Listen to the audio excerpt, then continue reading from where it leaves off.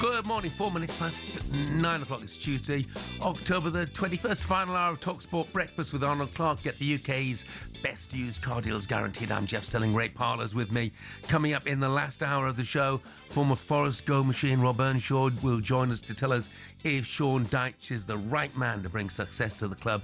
Dyche was officially appointed Forest boss moments ago, and Forest Green boss Robbie Savage will join us to explain what more needs to be done to stop abuse in football. Listening to the news, Ray, I'll tell you what, I'm just wondering who was the bloke who had to go and tell Diego Simeone that the water in the showers at Arsenal was cold. I'm amazed by that. There's no hot water at the Emirates. Used to happen all the time in the lower leagues, lower leagues it does, but not usually the Emirates. Yeah, make sure your changing room was they might have done that coldest and it was awful, especially away in the FA Cup third round. Yeah. I think we played Carlisle one, who you're going to talk about soon, and we went up there, and I was like, you could see the players' faces going, I don't like it up here. Brilliant. Now, could this finally be Arsenal's year? Harry Groves said this goal was coming. It's Arsenal 1, Manchester City 1, deep in stoppage time. And Arsenal have had 5 years preparing, and now they've got a centre-forward. So I think Arsenal are a bit more a well-oiled machine. Yeah, I think Arsenal can be champions this year, and I haven't backed them in the last 3 or 4 years. This year, though, when I saw the acquisitions in the summer, there's no doubt that they've gone up a gear, and they're doing it on the pitch. And it's nodded into the near post, and Arsenal may just have snatched the victory in stoppage time. They are demonstrating all of the minerals that go with winning a Premier League title. Manchester United have inflicted a 4th successive defeat on the champions. They've won at Anfield. You watch the next 3 months. Arsenal, I suspect, will now go on an absolute tear. Big games out the way. We are going to win the league. I wouldn't be surprised if we win it by mid-March. Piers Morgan. Right. Never to want to overstate things at all. No, exactly. I mean, look, Arsenal got past Fulham on Saturday. They got past. They didn't sparkle, did they? Against Fulham? They won a great performance, but that sometimes is a that shows you they could be champions, because you can't always play well, Jeff. I mean, you can go back to the Invincible season. We had 12 draws that year and 26 wins, but we didn't always play well. It's all about getting results, and no one will look back at the Fulham game and say, "Oh, weren't we lucky there?" We could have easily dropped 2 points, but they haven't got a great record there. They did have a great record against West Ham at the Emirates. They managed to get and win that game really comfortably. So they just got I know it's an old cliche, one game at a time. They got to think about Atletico tonight. And then obviously all eyes will be on that game Sunday against Palace, who are a very good side now and can hurt you. So I think at the moment, Martin Keown is probably hit the nail on the head. I think they've got the right squad of players. I mean, you ain't going to miss so many players now. If you do get injuries, Odegaard's out at the moment, but you've got loads of options in Waneri, you've got Eze, he can play in as a number 10. So you've got options there. You've got some terrific players. You've got Martinelli on that left-hand side. You've got Saka on the right. You've got, where you can...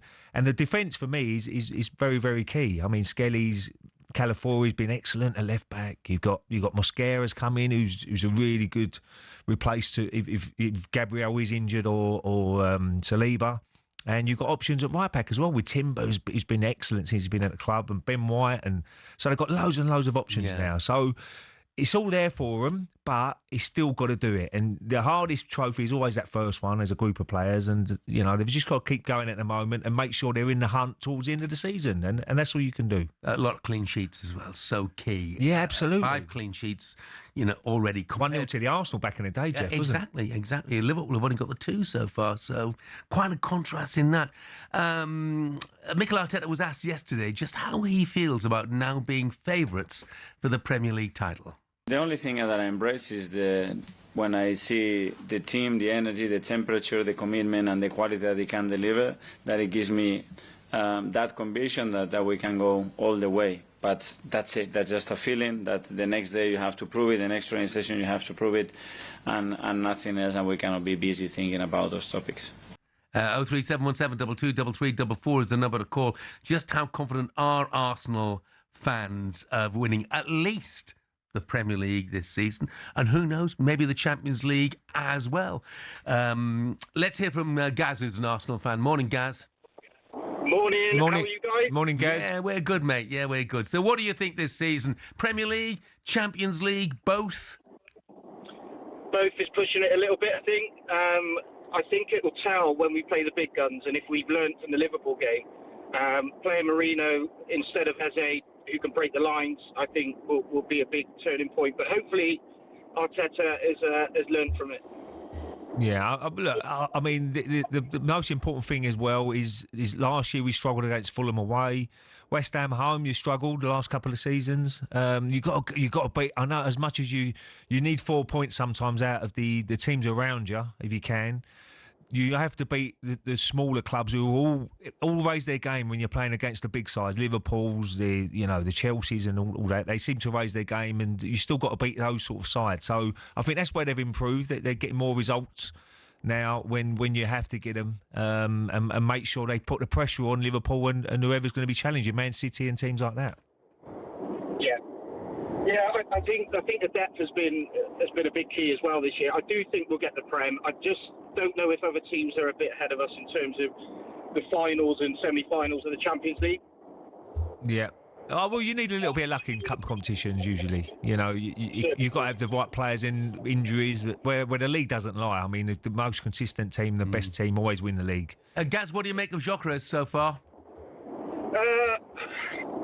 I mean, he needs bedding in. It's the same with Ozil. It's the same with Odegaard. I know Odegaard was young when he came over from Real Madrid, but I think give him a bit of time. He's still pivotal to how we're playing, and I think a lot of the goals at different phases do come through him, but he's just not scoring them himself. So yeah, that'll come. Brilliant. Gaz, thank you very much indeed for the call. That's all right. Cheers, guys. Cheers, mate. I just got to apologise to Paul, who texted in. He said, what would a long-distance plastic fan know about football? And we just heard from Lee Westwood, so I automatically assumed, Paul, that you were talking about Lee Westwood and stuck up for Lee. But then you texted back and said, I was talking about Alex Crook. So yeah, that's fine, actually, Paul. You're probably absolutely right when it comes to Crookie. And we talked about recruitment. He is happy, but Man United a weekend, beating Liverpool. We talked about recruitment, didn't we? And, everyone's eyes are on Gyökeres at the moment. But a lot of the other recruitment has gone almost under the radar because Zubamendi's done terrifically since he came in. Madueke, before he got injured, had done brilliantly. Eze's come in. Mosquera, who when he's been called on at the back has been outstanding. So the recruitment by and large for Arsenal has been really good. And no one can argue with the owners now. I mean, they put their money down, and you had that period when they were saying Kroenkes out and wasn't going the right way where the fans wanted. A little bit like West Ham probably at the time now. But certainly now, Josh probably is involved, Josh Kroenke, and he's seen the passion, he's seen what they're trying to build, and he's put the money in, and, they've spent well. Zubamendi's been as you mentioned there, Jeff, he's been a really, really top player. They lost Thomas Partey, obviously. Jorginho's an experienced player as well. But he's come in, and he knows the players around him. He plays with certain guys in the national team as well, Marino and people like that. But he's been brilliant. He really has, breaking the game up, efficient with the ball. And you don't know him to score goals, but he scored a couple of cracking goals as well. So for me, he's been one of the better signings. Eze's been a fantastic signing as well. But all of them have. Mosquera, as you mentioned now, he's a really good player. I'm really impressed with when he came on at Liverpool, when Saliba went off. So I think the recruitment-wise, and it's so important in clubs, that they've done well in recruitment. Bought well. Down at the other end, Kevin has texted to say this is the worst West Ham team I've had the misfortune to watch in the last 68 years. Did David Sullivan pick the team? If not, then I don't know what Nuno was up to. Left back at right back at left back, and so on and so forth. Irvin, who's never started a game as the pivot in central midfield. Bizarre substitutions, leaving Wilson on the bench to save Sullivan £50,000. The club is rotten. So, he's expressing... Well, they've got to do something. They've got to do something because... He's expressing the frustrations of a lot of West Ham. Well, you saw Nuno on the side of the pitch while the game was going on, shaking his head in certain parts of the game. So he knows he's got a massive, massive job to do. And whether he can do it, we'll have to wait and see. But most managers could struggle with the squad they've got. And Rich has texted and he said, can we please get both sides of the story with Robbie Savage getting abuse at the Carlisle Forest Green game, please? As he was just as bad to the Carlisle fans and was constantly goading us.